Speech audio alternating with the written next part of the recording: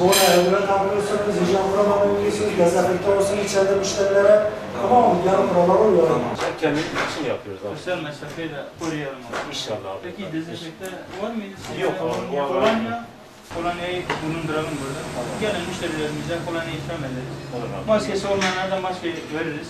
Maskesiz kimseyi burada almayalım. Tamam mı? Tamam. Teşekkürler. Kolay gelsin. Başımızsın abi.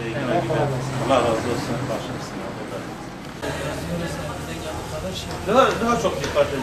Özellikle gelen şahıslara yoksa da maskesi yoksa onlara ikram edin. Özellikle kolonya ve dezenfekte ilacında burada bulundurun abi. Değerli esnafım, öncelikle hayırlı işler diliyorum. Teşekkür ederim. Günümüzün koronavirüsün mücadelesi devam ediyor. Evet.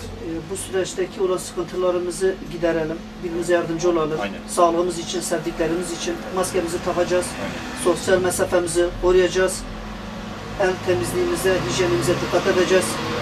Kalabalık ortamlarda uzak duracağız, temaslardan mümkün derecede uzak duracağız. Evet. Eve gittiğimiz zaman sevdiklerimizle yan yana gelmeden önce üstümüzü bir değiştirelim, bir kendimizi bir dezenfekte edelim, temizlenelim, hijyenimize dikkat edelim. Temizlik imandandır. Tabii. Bu süreç zordur, doğrudur. Hepimiz yoruluyoruz.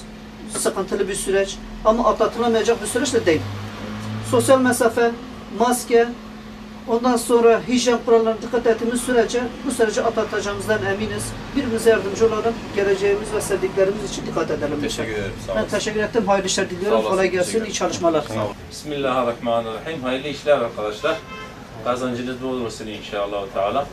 Rabbimiz cümlemizi bu büyük beladan kurtarsın inşallah Teala. El nezafetu minel iman. Nezafet yani temizlik imandan gelir.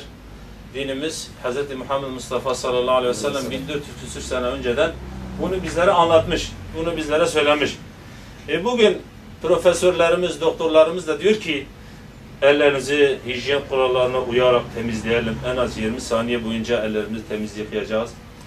Maskemizi takacağız. Başkasını hayatı için biz de kendi hayatımızı, onlar için de kendimizi muhafaza edeceğiz bu hastalıklardan. İnşallah Teala. Maskemizi hiçbir zaman takmamayı ihmal etmeyeceğiz, takacağız. Sosyal mesafeyi de muhafaza edeceğiz. Dışarıda gelen müşteriyi fazla içeri almayacağız. En az 1-2 tane, 3 tane, burası biraz geniştir, alabiliriz. Allah yardımcınız olsun inşallah Teala.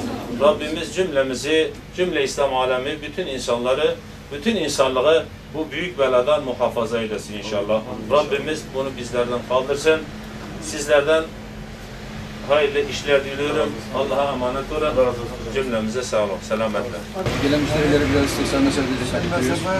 Ne kadar fazla olsa o kadar daha faydası daha fazla. Siz sıra alıyorsunuz değil mi? Yani birden almıyorsunuz tek tek. Yok, ne kadar fazla müşteri bekliyoruz.